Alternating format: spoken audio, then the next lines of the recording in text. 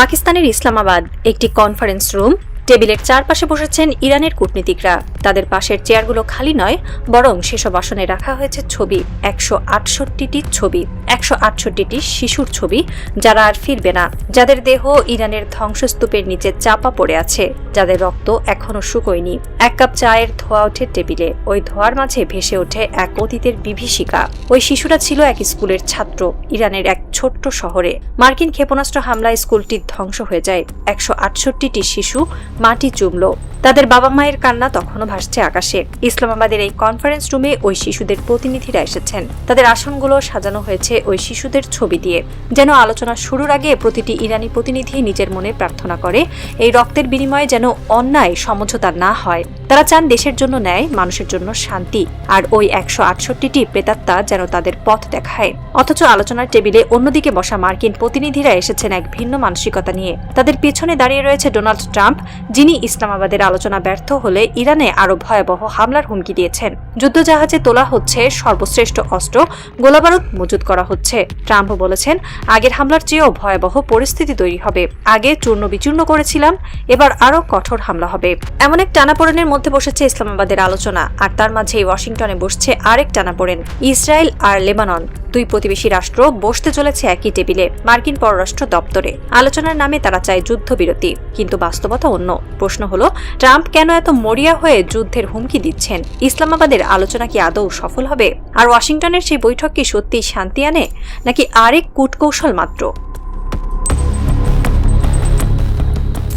Donald Trump the New York পোস্টকে দেওয়া এক সাক্ষাৎকারে জানিয়েছেন, যুদ্ধজাহাজগুলোতে এই পর্যন্ত তৈরি সর্বশ্রেষ্ঠ অস্ত্র ও সর্বশ্রেষ্ঠ গোলাবারুদ তোলা হচ্ছে। তিনি বলেছেন, আমরা ইরানের বিরুদ্ধে আগের হামলায় তাদের চূর্ণ বিচূর্ণ করে দিয়েছিলাম, এবার আরও ভয়াবহ পরিস্থিতি তৈরি হবে। ট্রাম্পের এই বক্তব্য শুনে ইরানের প্রতিনিধিদের চোখে আতঙ্ক ওঠেনি, বরং ক্ষোভ উঠেছে। তারা জানেন, ট্রাম্পের সর্বশ্রেষ্ঠ অস্ত্র শুধু সামরিক শক্তি নয়, এটি মনস্তাত্ত্বিক যুদ্ধের অংশ। ট্রাম্প চান আলোচনার টেবিলে ইরান দুর্বল অবস্থানে আসুক। তিনি চান ইরান সব শর্ত মেনে নিক, কিন্তু ইরান তা করবে না। একজন সামরিক বিশ্লেষক বলছেন, ট্রাম্প যে অস্ত্রের কথা বলছেন সেটি সম্ভবত জেসাম এয়ার স্টেলথ ক্রুজ মিসাইল। এই মিসাইল রাডারে ধরা পড়ে না, অত্যন্ত নির্ভুল, কিন্তু যুদ্ধজাহাজে এই মিসাইল তোলার অর্থ হলো যুক্তরাষ্ট্র সত্যি আরেকটি বড় হামলার প্রস্তুতি নিচ্ছে। কিন্তু প্রশ্ন হলো, এই হামলা কি আলোচনা সফল হওয়ার সম্ভাবনাকে শেষ করে দেবে? ট্রাম্পের এই হুমকি আসলে আলোচনার টেবিলে ইরানের ওপর চাপ সৃষ্টির কৌশল। তিনি চান ইরান যেন মাথা নত করে, কিন্তু ইরানের প্রতিনিধিরা জানেন তাদের পেছনে দাঁড়িয়ে আছে পুরো দেশ, আর সেই দেশের মানুষ ইতিমধ্যে যুদ্ধের সবচেয়ে ভয়াবহ রূপ দেখে ফেলেছে। তারা আর ভয় পায় না। ইসলামাবাদের আলোচনা যখন চরমে, তখন মঙ্গলবার ওয়াশিংটনে বসছে আরেক বৈঠক, ইসরায়েল ও লেবানন, মার্কিন পররাষ্ট্র দপ্তরের বৈঠক। আলোচনার নামে যুদ্ধবিরতি, কিন্তু এই আলোচনার আড়ালে লুকিয়ে আছে অন্য এক কৌশল। লেবাননের প্রেসিডেন্ট জোসেফ আউনের কার্যালয় থেকে জানানো হয়েছে, ইসরায়েল ও লেবাননের প্রতিনিধিরা মার্কিন পররাষ্ট্র দপ্তরের বৈঠকে বসবেন। বৈঠকের উদ্দেশ্য যুদ্ধবিরতি ঘোষণা এবং সরাসরি আলোচনা শুরুর তারিখ নির্ধারণ। আপাতদৃষ্টিতে এটি ইতিবাচক, কিন্তু বাস্তবতা অন্য, কারণ এই আলোচনায় হিজবুল্লাহকে রাখা হয়নি। হিজবুল্লাহ লেবাননের একটি শক্তিশালী রাজনৈতিক ও সামরিক শক্তি। তারা ইসরায়েলের বিরুদ্ধে যুদ্ধে সরাসরি জড়িত, কিন্তু ইসরায়েল ও আমেরিকা চায় হিজবুল্লাহকে দুর্বল করতে। তারা চায় লেবানন সরকার যেন বলে, হিজবুল্লাহ আমাদের অংশ নয়, তাহলে ইসরায়েল লেবাননের ওপর আরও হামলা চালানোর সুযোগ পাবে। তারা হিজবুল্লাহকে বিচ্ছিন্ন করতে চায়। একজন রাজনৈতিক ভাষ্যকার বলছেন, ওয়াশিংটনের এই বৈঠক আসলে শান্তির জন্য নয়, এটি হিজবুল্লাহকে দুর্বল করার আরেকটি কৌশল। ইসরায়েল ও আমেরিকা চায় লেবানন সরকার হিজবুল্লাহর বিরুদ্ধে দাঁড়াক। যদি লেবানন তা করে, তাহলে ইসরায়েল আরও নির্দ্বিধায় হামলা চালাতে পারবে। আর যদি লেবানন না করে, তাহলে তারা বলবে, দেখো লেবানন সন্ত্রাসীদের আশ্রয় দিচ্ছে। এই কৌশল অত্যন্ত সূক্ষ্ম। লেবানন সরকার চায় দেশে শান্তি ফিরুক, তারা চায় ইসরায়েলের হামলা বন্ধ হোক, কিন্তু তারা চায় না হিজবুল্লাহকে শত্রু বানাতে, কারণ হিজবুল্লাহ লেবাননের জনগণের একটা বড় অংশের প্রতিনিধিত্ব করে। এই দ্বন্দ্বের মাঝে লেবানন সরকার খুব সতর্ক অবস্থানে আছে। ওয়াশিংটনের এই বৈঠক তাই খুব জটিল। এখানে যুদ্ধবিরতি আলোচনা হলেও বাস্তবে যুদ্ধের ময়দান আরও উত্তপ্ত হতে পারে। ওয়াশিংটনের বৈঠকে লেবাননের জন্য সবচেয়ে বড় চ্যালেঞ্জ হলো হিজবুল্লাহ। লেবানন সরকার চায় দেশের সার্বভৌমত্ব রক্ষা করতে, তারা চায় ইসরায়েলের হামলা বন্ধ হোক, কিন্তু হিজবুল্লাহ লেবাননের একটা বাস্তবতা, তাদের অস্বীকার করে লেবানন সরকার চলতে পারবে না।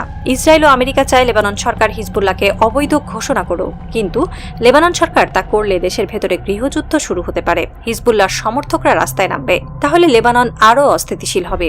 একজন লেবানিজ বিশ্লেষক বলছেন, আমেরিকা ও ইসরায়েল চায় লেবানন হিজবুল্লাহর বিরুদ্ধে দাঁড়াক, কিন্তু বাস্তবতা হলো হিজবুল্লাহ লেবাননের জনগণের একটা বড় অংশের সমর্থন পায়। লেবানন সরকার যদি তাদের বিরুদ্ধে যায় তাহলে দেশের ভেতরে গৃহযুদ্ধ লাগতে পারে। এই ঝুঁকি সরকার নিতে রাজি নয়। ওয়াশিংটনের বৈঠকে লেবানন সরকার তাই খুব সাবধানে পা ফেলছে।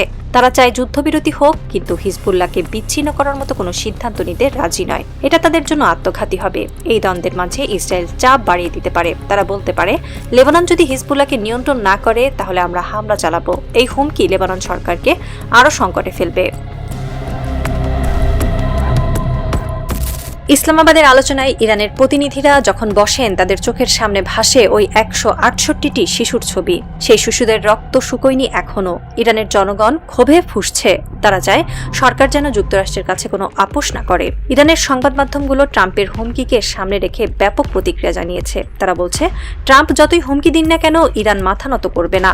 আমরা শিশুদের রক্তের বিনিময়ে কোনো শান্তি চাই না। তেহরানের রাস্তায় বিশাল বিক্ষোভ হয়েছে। মানুষ হাতে পোস্টার নিয়ে স্লোগান দিচ্ছে, মৃত্যু আমেরিকা, মৃত্যু ইসরায়েল, ইরান বিজয়ী হবে। এই জনরোষ ইরানের আলোচনার অবস্থানকে আরও শক্তিশালী করছে। একজন ইরানি মা, যার সন্তান ওই হামলায় মারা গিয়েছিল, তিনি বলেছেন, আমার সন্তানকে ফিরিয়ে আনতে পারে না ট্রাম্প, কিন্তু আমি চাই আমার সন্তানের রক্ত যেন বৃথা না যায়। আমি চাই ইরান যেন যুক্তরাষ্ট্রের কাছে মাথা নত না করে। এই মায়ের কান্না ইরানের প্রতিনিধিদের দৃঢ় করেছে। তারা জানে তারা যদি দুর্বল হয় তাহলে এই মায়েদের আরও কান্না বাড়বে। তাই তারা কঠোর অবস্থানে আছেন।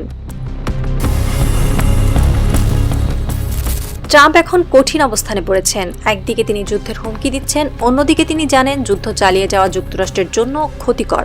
ইরানের সামরিক সক্ষমতা তাদের ধারণার চেয়ে অনেক বেশি, আর যুদ্ধ দীর্ঘায়িত হলে যুক্তরাষ্ট্রের অর্থনীতি ভেঙে পড়বে।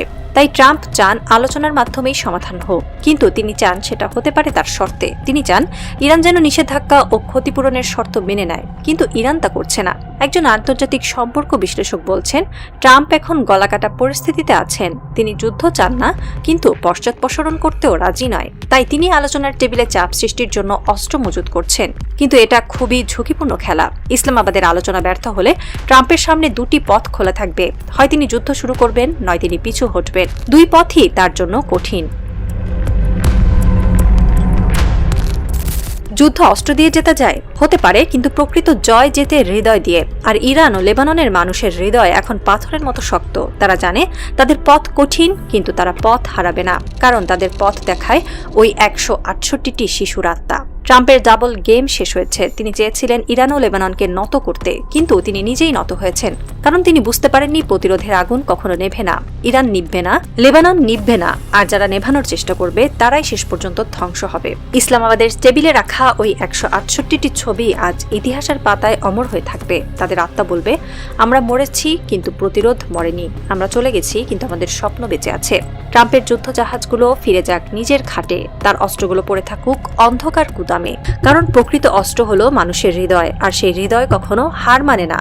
ইরান হার মানেনি, লেবানন হার মানেনি, আর কখনো হার মানবে না। এটাই ট্রাম্পের ডাবল গেমের চূড়ান্ত পরিণতি।